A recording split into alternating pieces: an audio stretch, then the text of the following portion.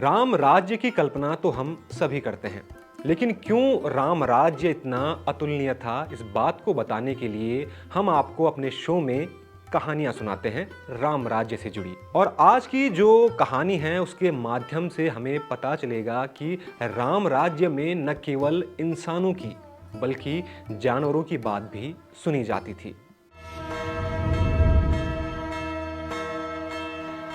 नमस्कार दोस्तों, मैं नवीन। तो रावण पर विजय प्राप्त करने के बाद भगवान राम अपने प्रजाजनों का पूरा ध्यान रखते थे, लेकिन एक दिन उनके मन में जिज्ञासा हुई कि वो अपने भाई लक्ष्मण को ये जानने को भेजें कि उनकी प्रजा में कोई दुखी तो नहीं है। लक्ष्मण ने अपने बड़े भाई की बात मानी और अपने राज्य के कोने कोने में लोगों का हाल जानकर वो दरबार में वापस लौटे। लक्ष्मण ने कहा, भैया, हमारे राज्य में कोई दुखी नहीं है, प्रजा सुख से है और चारों ओर शांति है। लक्ष्मण की बात को सुनते दौरान ही राम जी ने उन्हें रोका और कहा कि मुझे कुत्ते के रोने की आवाज सुनाई दे रही है। जाओ पता करके आओ कि आखिर ये श्वान यानी कि कुत्ता रो क्यों रहा है। लक्ष्मण जी गए और उन्होंने कुत्ते से पूछा कि तुम क्यों रो रहे हो। इस पर कुत्ता बोला कि मैं क्यों रो रहा हूं ये बात मैं राम दरबार में बताऊंगा। इस पर लक्ष्मण जी ने हामी भरी और वो राम दरबार में कुत्ते के साथ चले गए। राम जी के दरबार में पहुंचकर प्रभु राम ने कुत्ते की परेशानी का कारण पूछा तो कुत्ते ने बताया कि एक व्यक्ति ने मुझे डंडे से मारा है।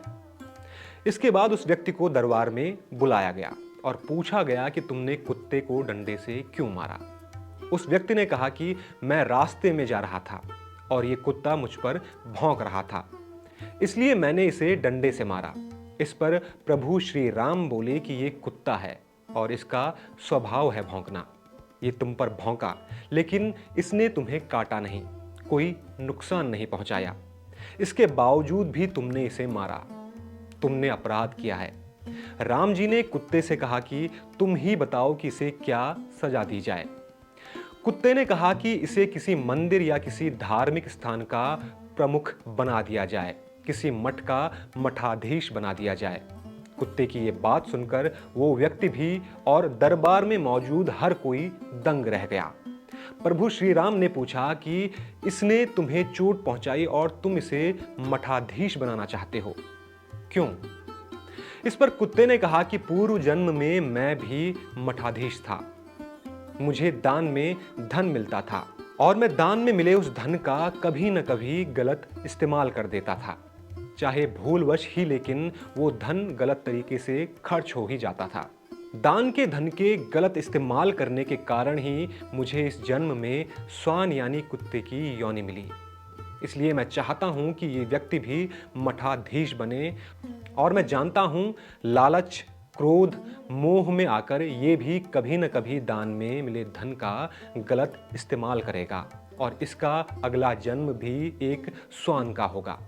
तब श्वान योनि में आकर कोई इसे चोट पहुंचाएगा तो इसे मेरी चोट का एहसास होगा। कुत्ते की ये बात सुनने के बाद उस व्यक्ति को अपनी गलती का पूरी तरह से एहसास हुआ। उसने श्वान से अपने गलत कर्म की माफी मांगी और राम जी के दरबार में न्याय हो गया। तो दोस्तों, इसलिए राम राज्य को सर्वश्रेष्ठ समाज का दर्जा दिया जाता है, क्योंकि उस समय न केवल इंसानों बल्कि बेजुबान जानवरों को भी न्याय दिया जाता था। उम्मीद करता हूं दोस्तों कि आपको राम राज्य के हमारे इस एपिसोड की ये कहानी पसंद आई होगी। जल्द ही ऐसी ही शिक्षाप्रद कहानी के साथ आपके सामने पेश होंगे। तब तक के लिए नमस्कार।